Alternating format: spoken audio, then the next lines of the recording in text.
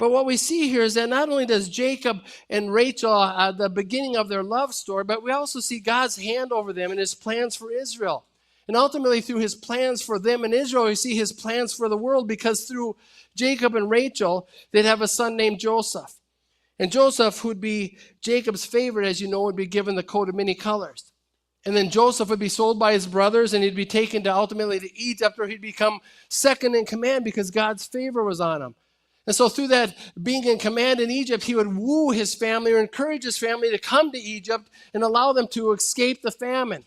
And so then after escaping the famine, we would see that eventually, many, many years later, they would become prisoners in Egypt, which Moses would ultimately lead them out of Egypt to the promised land. And from there, Joshua would lead them into the promised land. And we can see the story unfolding and unfolding. And as many people would say, the rest is history.